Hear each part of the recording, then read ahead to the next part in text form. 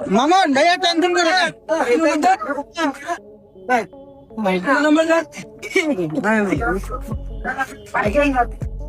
Tension কি দেন?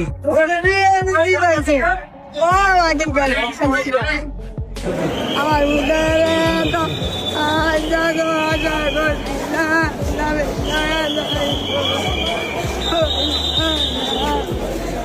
মামুনের জামিনের জন্য কেঁদে অজ্ঞান তার মা।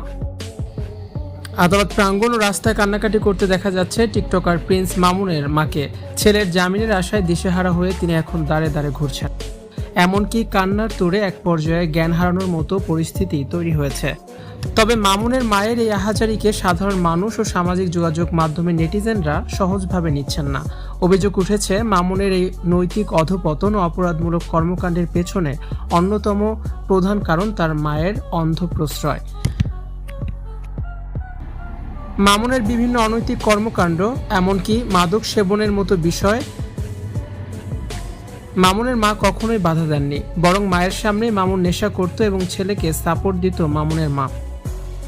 লায়লা ও মোহনার উপর মামুনের শারীরিক ও মানসিক নির্যাতনের সময় মামুনের মা কখনোই মামুনকে বাধা দিত না,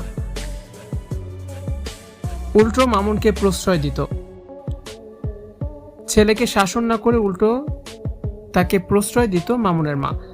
ধনী ও বয়স্ক নারীদের সাথে সম্পর্ক জড়ানো এবং তাদের কাছ থেকে সুবিধা নেয়ার ক্ষেত্রেও মামুনের মা সবসময় ছেলেকে আশকারা দিত।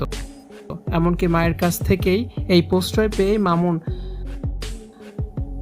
আজকের এই পথে এসেছে। আদালত চত্বরে মামুনের মায়ের এমন আহাজারি দেখে সবাই হাসছে। নেটিজেনরা বলছেন, সন্তানের অপরাধে অন্ধ প্রশ্রয় দেওয়ার পর এখনকার এই কান্না কেবলই দায় এড়ানোর চেষ্টা। মামুনের মায়ের কারণে মামুন আজ এমন পরিস্থিতির মুখোমুখি হয়েছে।